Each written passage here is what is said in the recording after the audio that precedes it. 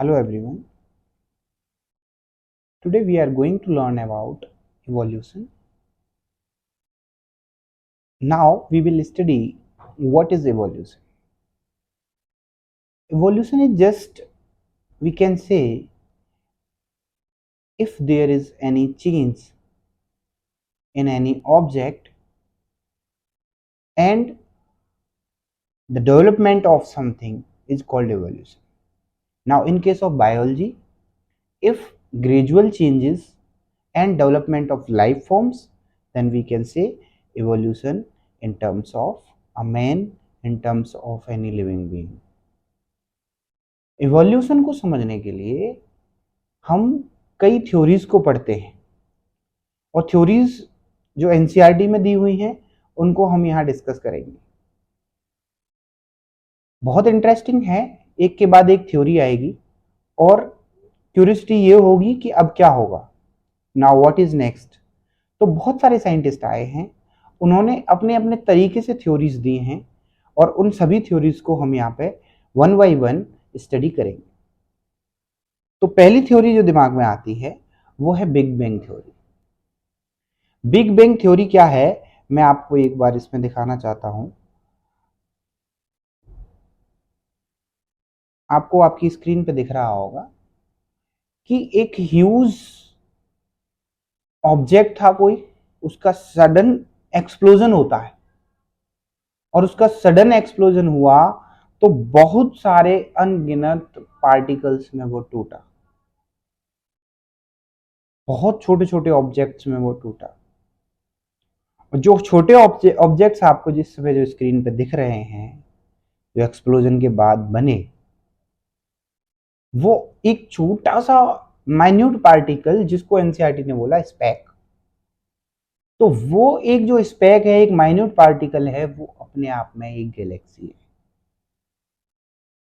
जिसके अंदर बाकी सारे स्टार्स और वो आपका अर्थ, सन, जुपिटर, जितनी भी चीजें हैं वो सब बनी।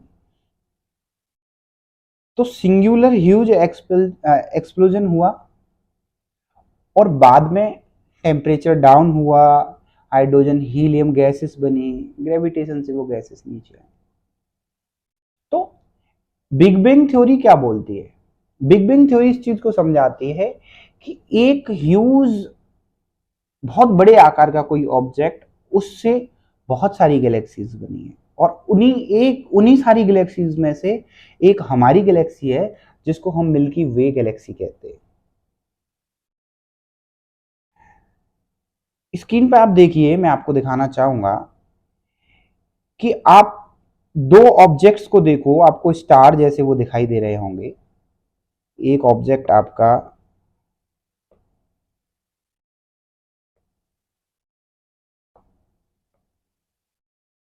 ये है, दूसरा ऑब्जेक्ट आपका ये है, और इन दोनों ऑब्जेक्ट्स को आप देखिए, आपको ये बहुत छोटे स्टार से लग रहे होंगे। बात उस समय की है जब टेलीस्कोप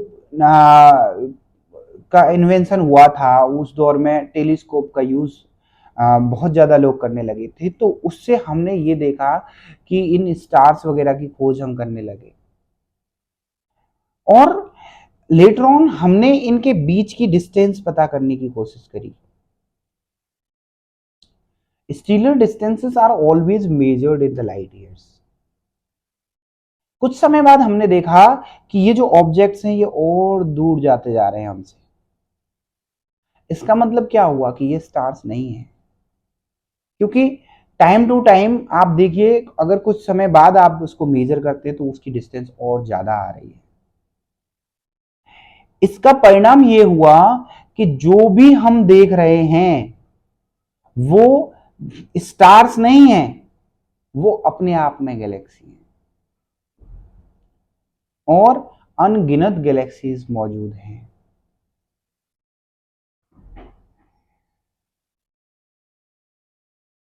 अब हम समझेंगे कि यूनिवर्स में किस तरीके से ये जो अर्थ है, सन है, बाकी सब प्लैनेट हैं, वो कैसे बने और फिर अर्थ पे लाइफ कैसे आई। तो मैंने आपको अभी एक्सपेरिमेंट के माध्यम से समझाया कि एक ह्यूज कोई बहुत बड़े आकार का ऑब्जेक्ट था और उसका एक्सप्लोजन हुआ तो बहुत सारे छोटे छोटे टुकड़ों में वो टूटा और वो छोटे छोटे टुकड़े अपने आप में एक गैलेक्सी हैं और उन्हीं में से किसी एक गैलेक्सी में हम रहते हैं, ठीक है, और हमारे गैलेक्सी का नाम आकाशगंगा है। अब आप देखिए हमारे गैलेक्सी की बात चल रही है, उसमें आप मान लीजिए कहीं दूर सन है और मान लीजिए कहीं एक जगह पे अर्थ है, इसके बीच में एनवायरनमेंट है, एटमॉस्फेयर है, गैसेस हैं। ग्रेविटेशन फोर्स की वजह से ये गैसेस कंबाइन होती हैं और नीचे गिरती हैं। सपोज कीजिए कुछ गैस आपस में मिलके, हाइड्रोजन ऑक्सीजन जैसी गैसेस आपस में मिलके वाटर बनाती हैं और वाटर नीचे आता है। अब अर्थ तो हीट है बहुत ज्यादा इसमें, ठीक है, तो बार बार बार बार बार बार ऊपर से वाटर नीचे आ रहा है और वो इवोपरेट होके वापस चला जा रहा है।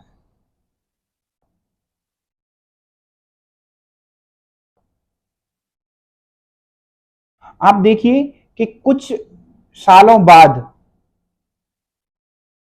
ये जो टेम्परेचर है अर्थ का वो डाउन होता जाता है और इसके डाउन होने के बाद फिर यहां पे वाटर एक्यूमुलेट होना चालू होता है अर्थ की सरफेस पे। वाटर एक्यूमुलेट हुआ, फिर बाकी गैसेस भी एक्यूमुलेट होने लग गई, like CH4, H2, NH3, H2O। Later on हम पढ़ेंगे कि अमाइनो एसिड भी बनने लगा, कार्बोहाइड्रेट बनने लगे, तो वो सब इसी से बने। तो हमने बिग बैंग थ्योरी पढ़ी।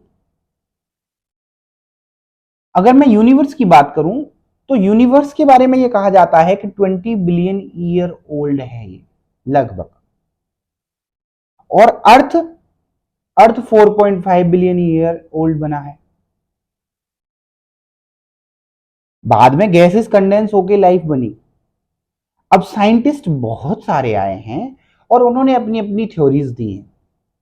एक साइंटिस्ट हैं, उनका नाम है फ्रांसिस्को सोरेस। ये क्या कहते हैं, इन्होंने 3 कैनोटेशन दिए हैं।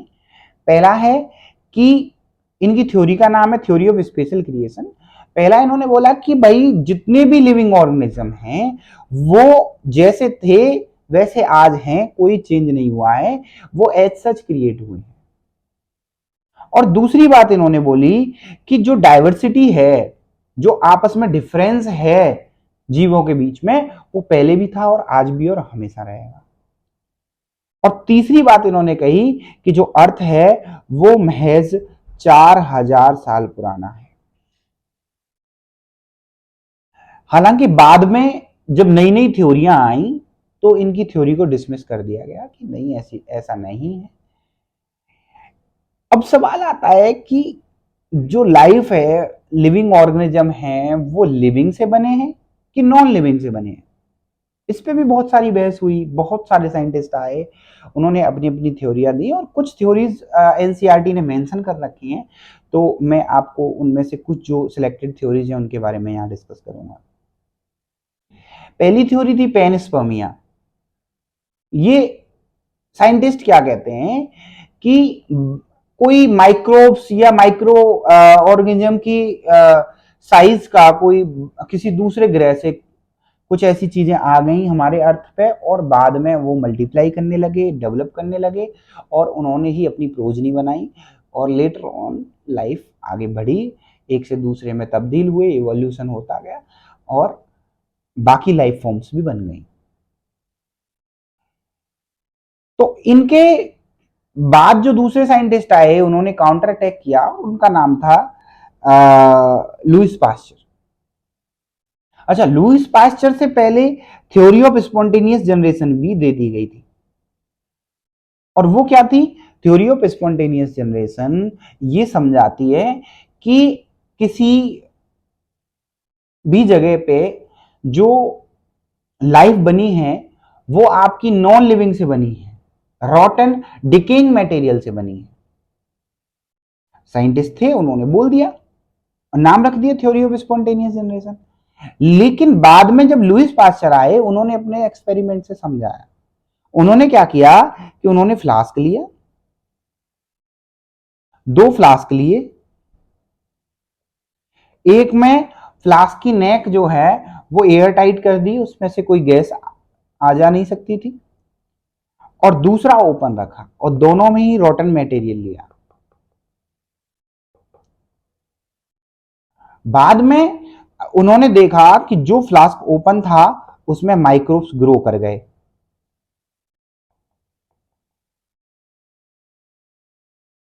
लेकिन जो जिसकी नेक पे जिन्होंने एयर टाइट कंटेनर लगाया था, वहां से गैस जो लीक नहीं हो सकती थी, वहां से कोई भी आ जा नहीं सकता था, उसमें उन्होंने देखा कि कोई लाइफ नहीं थी, नो लाइफ। तो हमेशा हमेशा के लिए स्पॉन्टेनियस जनरेशन थ्योरी को रिजेक्ट कर दिया गया। तो जब ये सवाल उठा कि लिविंग से जब लिविंग नहीं बन रहा है तो इसका मतलब नॉन लिविंग से बनेगा। तो आगे 2 साइंटिस्ट आए, ओपरेन और हाल्डेन। ओपरेन रसिया से, हाल्डेन इंग्लैंड से। दोनों ने एक थ्योरी प्रपोज करी और उन्होंने बोला कि पहला जो फर्स्ट फॉर्म ऑफ लाइफ है could have come from pre existing non living organic molecule, जैसे आरएनए हुआ, प्रोटीन हुआ, अमाइनो एसिड हुआ।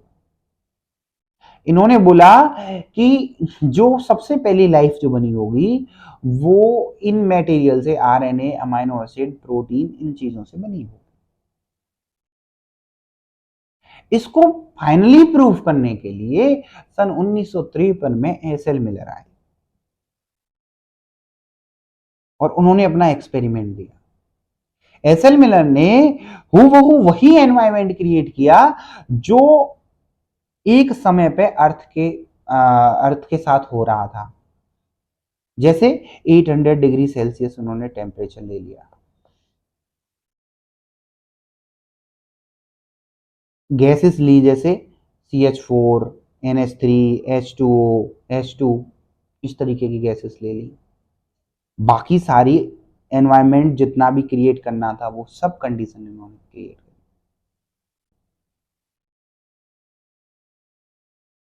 इन्होंने लेबोरेटरी स्केल में ही ऐसा बना दिया माहौल जैसा कि उस समय था।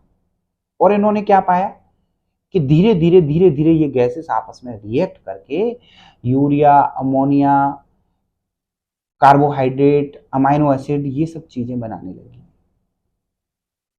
इससे पता चलता है कि ये लिविंग रिएक्शंस बन गई तो लिविंग बीइंग भी बन जाएगा। इसके बाद डार्विनियन थ्योरी आती है, थ्योरी ऑफ नेचुरल सिलेक्शन। तो चार्ल्स डार्विन ने अपनी थ्योरी दी। उन्होंने बताया कि वो एक शिप पे काम कर रहे थे, शिप पे यात्रा कर रहे थे, HMS बीगल जो शिप था। तो उन्होंने देखा कि बहुत सारी सिमिलरिटीज आ रही हैं आपस में और डिफरेंसेस भी हैं। तो इस बेस पे उन्होंने अपनी थ्योरी दी जिसको हमने डार्विनियन थ्योरी कहा। तो डार्विन ने यह बोला कि जो लोग फिट रहेंगे वही अपनी प्रोजनी बना पाएंगे। और डार्विन के अकॉर्डिंग रिप्रोडक्टिव फिटनेस ही नेचुरल सिलेक्शन का बेसिस है। मान लीजिए कोई एक एरिया है, वहां एक कम्युनिटी रहती है, कोई भी एक एरिया है और वहां पे देखिए कोई कम्युनिटी रह रही है, कोई कैलामिटी हो जाती है, तो सरवाइव कौन करेंगे? जो फिट होंगे। और जो फिट हुए वो सरवाइव कर गए, जो बचे हुए हैं, जो सरवाइव कर गए हैं, वही तो बाद में प्रोजनी बनाएंगे। और जिन्होंने प्रोजनी बनाई, अगली जनरेशन बनाई, डार्विन के अकॉर्डिंग वही फिट हैं, उन्हीं का नेचुरल सिलेक्शन हुआ है। तो नेचर ने जिनको सेलेक्ट किया, नेचर ने किनको सेलेक्ट किया? जो फिट थे। और डार्विन के अकॉर्डिंग फिटनेस क्या है?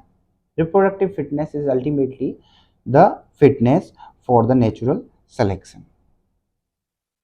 अच्छा, उसी दौर में एक और साइंटिस्ट थे जिनका नाम था एल्फ्रेड वेलिस। वो भी सिमिलर मिलते जुलते कुछ एक्सपेरिमेंट दिखा रहे थे, कर रहे थे। उन्होंने मेले आर्पेलेगो में एक्सपेरिमेंट किया था और उनके रिजल्ट भी लगभग लगभग सेम आए।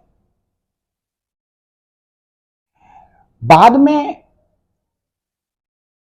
क्या एविडेंस मिला, जो आपके इवोल्यूशन है उसके कुछ एविडेंसेस भी हमें मिलते हैं।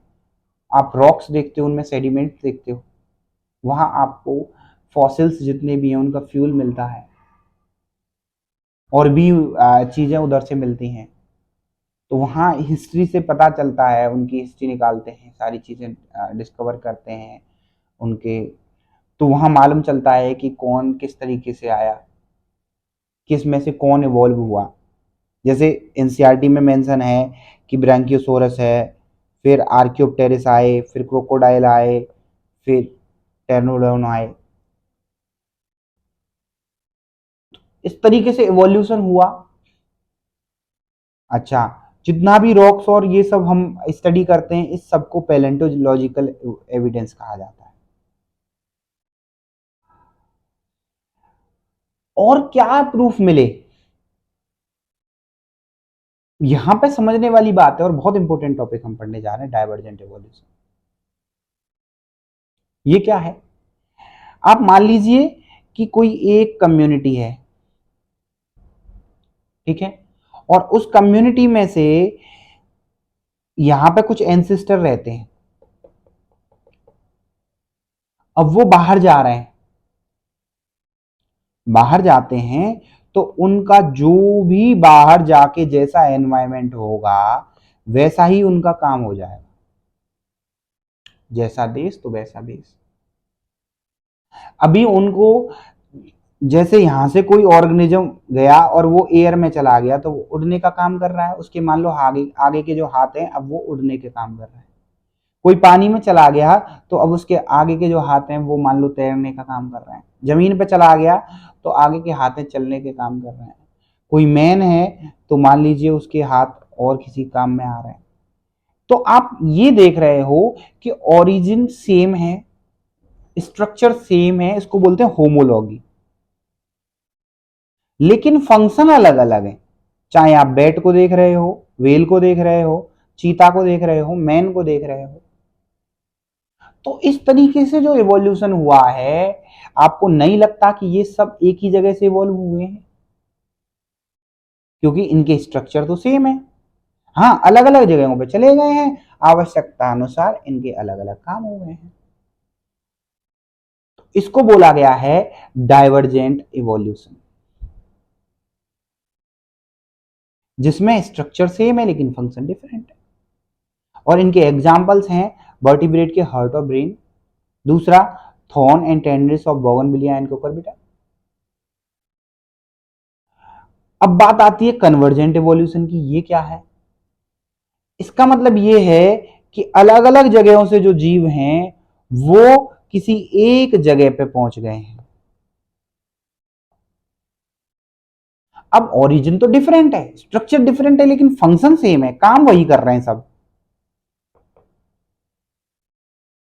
काम उनका वही चल रहा है। तो स्ट्रक्चर इज नॉट सिमिलर। जैसे जैसे कि आप बटरफ्लाई और बर्ड दोनों को देखो, दोनों की जो पंख हैं वो उड़ने के काम आ रही हैं, लेकिन ओरिजिन अलग है, एक जैसी नहीं है स्ट्रक्चर में। इस तरीके के एग्जांपल। दूसरा आई ऑफ ऑक्टोपस एंड मैमल, दोनों की आंखें देखने के काम आ रही हैं लेकिन ओरिजिन अलग अलग है। अभी हमने जो चीजें डिस्कस करी, जैसे हमने डाइवर्जेंट इवोल्यूशन डिस्कस किया, तो डाइवर्जेंट इवोल्यूशन में हमने क्या देखा था कि एक जगह से अलग अलग जगहों पर जाके, ठीक है, ओरिजिन सेम था, फंक्शन अलग हुआ, स्ट्रक्चर सेम था, फंक्शन अलग हुआ, और अलग अलग फंक्शन वो लोग अलग अलग काम करने लगे और वहां जाके उस वेशभूषा को एडेप्ट करने लगे। तो वो वेशभूषा जब एडेप्ट होने लगी, वहां का वातावरण उन्होंने एक्सेप्ट कर लिया, वहां का रहन सहन एक्सेप्ट कर लिया, तो एक एडेप्टेशन हो गई। और कैसी एडेप्टेशन हो गई? रेडिएटिव, या फिर हम बोल सकते हैं कि एडेप्टिव रेडिएशन। डिफरेंट डायरेक्शंस में एडेप्टेशन हो जाना। This process of evolution of different species, अलग अलग स्पीसीज है, in a given geographical area, एक एरिया से अलग अलग स्पीसीज, ठीक है, starting from one point and literally radiating to other areas, एक जगह से दूसरे एरियाज में तरह तरह की स्पीसीज जब पहुंच जाती हैं, रेडिएट करने लग जाती हैं, तो हम ऐसे इवोल्यूशन को बोलते हैं अडेप्टिव रेडिएशन। इसके बाद हमें जो एग्जाम्पल मिलता है वो कैमोफ्लेज का मिलता है, जहां पे हम बात करते हैं मौत की। बटरफ्लाई जैसे देखते हैं, मौत कहते हैं इनको। सन 1850 से पहले, ये इंग्लैंड का केस है, जहां पे सन 1850 से पहले व्हाइट कलर की विंग पाई जाती थी मौत की।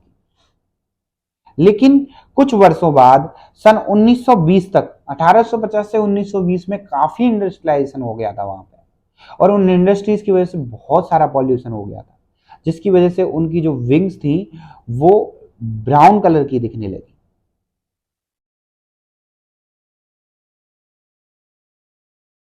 तो उनकी विंग्स में फर्क आ गया, डार्क ब्राउन विंग्स होने लगी। तो ये भी इवोल्यूशन का एक एग्जांपल रहा। फिर थ्योरी ऑफ नेचुरल सिलेक्शन, जो डार्विनियन थ्योरी थी, उसको थोड़ा और मोर इलेबोरेट वे में अगर मैं आपको बताऊं, तो माइक्रोब्स थे, इन्होंने क्या किया, ए और बी दो टीम ली, दो ऑब्जेक्ट लिए। ए में क्या है, इन्होंने माइक्रोब्स के बारे में बताया कि माइक्रोब्स बहुत ज्यादा मल्टीप्लाई करते हैं, कम शॉर्ट ड्यूरेशन में बहुत ज्यादा बन जाते हैं, घंटों में बन जाते हैं, और ये इनका लाइफ स्पेन भी छोटा होता है। दूसरा उन्होंने बोला कि फिश है, वो बहुत ज्यादा लंबे साल तक चलती है। अच्छा, माइक्रोब्स में भी जो बेटर होंगे, जो फिट होंगे, वो बचेंगे, बाकी खत्म हो जाएंगे, और फिट जो होंगे वो नेक्स्ट जनरेशन अपनी देंगे। वही नेचुरल सिलेक्शन वाली बात, theory of survival of fittest वाली बात। फिर भी अगर दोनों में कंपेयर करा जाए, फिट तो दोनों में से होंगे, नेक्स्ट प्रोजनी अपनी नेक्स्ट जनरेशन दोनों देंगे, लेकिन जो बात करते हैं कि जो फिश है वो कहीं ना कहीं बेहतर है, जो फिटनेस ऑफ बी है, फिटनेस ऑफ फिश है, सेकंड जो एग्जांपल लिया, वो बेटर है as compare to A for the new conditions in the nature, क्योंकि उसकी जो स्पीसीज है बी की, वो काफी ज्यादा समय तक ऑलरेडी चल रही है। और डार्विन कहते हैं कि fitness is the end result of ability to adapt and get selected by the nature. और ब्रांचिंग डिसेंट और natural selection are the two key concept. Branching descent का मतलब क्या है? ब्रांचिंग डिसेंट का मतलब है कि ब्रांच और डिसेंट, कि एक कोई एंसेस्टर थे, उनकी ब्रांच बनी, परदादे से दादा, दादा से बाप, बाप से बेटा, बेटे से उसके बेटे, नाती पोते, फिर उनकी फैमिलीज, फिर उनकी फैमिलीज, तो ब्रांच बनी, डिसेंट्स हुए, ठीक है। तो पीढ़ी दर पीढ़ी वो नीचे आते गए। और दूसरी चीज, नेचुरली, नेचर ने जिनका वर्ण किया, नेचुरल सिलेक्शन जो हुआ, ये दोनों की कंसेप्ट थे डार्विनियन थ्योरी के। अब जो टॉपिक मैं आपको पढ़ाना जा रहा हूं, ये मोस्ट इंपोर्टेंट टॉपिक है और आसानी से समझ में भी नहीं आता है। Hardy Weinberg principle. Hardy Weinberg principle क्या बताता है? इसकी पहली जो कंडीशन है, पहली जो शर्त है, वो ये है कि ये आइसोलेटेड एरिया में होता है। इसका एक पर्टिकुलरली एरिया होगा जिसमें स्टडी करी जाएगी। दूसरा, इवोल्यूशन नहीं होगा, जहां इवोल्यूशन होगा वहां हार्डी वीनबर्ग प्रिंसिपल काम नहीं करेगा। अब बात आती है कि इसके फैक्टर अफेक्टिंग क्या है हार्डी वीनबर्ग प्रिंसिपल के। पहला फैक्टर अफेक्टिंग है जीन फ्लो। अब आप इसको, जीन फ्लो को एक एग्जांपल से समझिए कि मान लो कोई ज्योग्राफिकल एरिया है, उसमें बहुत सारी स्पीसीज हैं,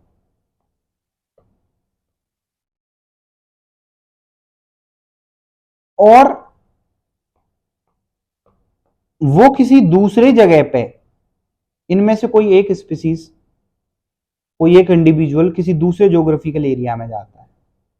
अब इंडिविजुअल जा रहा है, मतलब बॉडी जा रही है, तो उसके साथ सेल जा रहा है, सेल जा रहा है तो उसके साथ डीएनए जा रहा है, डीएनए जा रहा है तो उसके साथ जीन जा रही है, और जीन जा रही है तो जीन का फ्लो हो रहा है।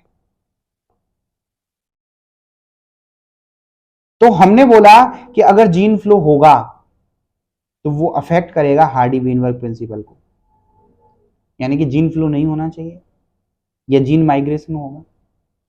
अब जीन माइग्रेट कर गई, यहां इंडिविजुअल आ गया, उसने अपना घर बना लिया, अपनी कॉलोनी बना ली, अपना और भी लोग उसके साथ आ गए, तो यहां उनकी अलग कम्युनिटी बन गई।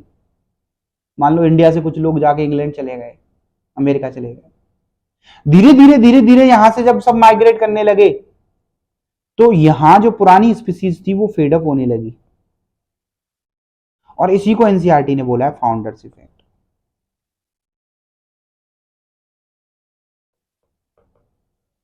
कि जो स्पीसीज पुरानी थी उस ज्योग्राफिकल एरिया में वो धीरे धीरे नष्ट होने लगी। इसके बाद ब्रीफ अकाउंट आता है एवोल्यूशन का, कुछ प्लांट्स वगैरह के बारे में बताया गया, कुछ एनिमल्स के बारे में बताया गया। कहा गया कि 2000 million year ago first cellular form of the life appeared. दूसरी बात क्या बताई कि इन्वर्टिब्रेट कब आए, 500 मिलियन ईयर अगो। जॉले स्पीसीज कब आई, 350 मिलियन ईयर अगो। सीवीड्स और कुछ प्लांट्स कब आए, 320 मिलियन ईयर अगो।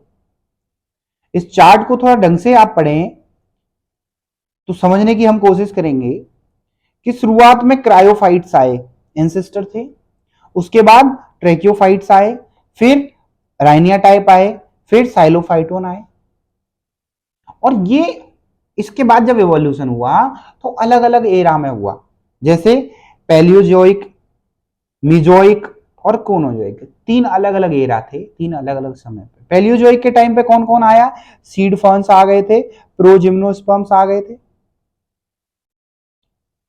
क्लोरोफाइट, ट्रैकियोफाइट आ गए थे, और मीजोइक जो बीच का एरा है उसमें कॉनिफर्स आ गए, फर्न आ गए, साइकेट्स आ गए थे, और डाइकोट्स भी आ गए थे। डाइकोट और मोनोकोट दोनों एंजियोस्पर्म में आते हैं, एंजियोस्पर्म के दो पार्ट हैं, डाइकोट मोनोकोट, तो डाइकोट भी मीजोइक में है, लेकिन मोनोकोट जो है, जो फ्लोरिंग प्लांट्स के जो मोनोकोट हैं वो कोनोजोइक में आते हैं। तो इस तरीके से प्लांट्स का इवोल्यूशन हुआ। अब लास्ट टॉपिक हमारा बचता है, वो है origin and evolution of man.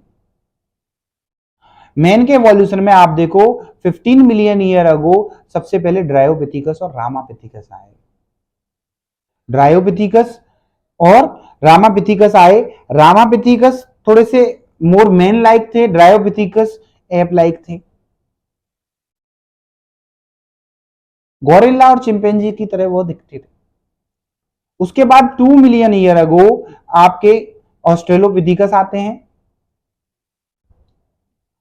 Later on homo habilis आते हैं जिनकी ब्रेन कैपेसिटी 800 सीसी बताई जाती है। ऑस्ट्रेलोपिथिकस के बारे में कहा जाता है कि वो जो शिकार करते थे उन्होंने हथियार बनाना चालू कर दिया था पत्थर के, उनसे शिकार करते थे। होमो इरेक्टस आए 1.5 मिलियन ईयर अगो, जिनकी ब्रेन कैपेसिटी 900 सीसी बताई गई, और उनके लिए कहा गया कि वो नॉन वेजिटेरियन है।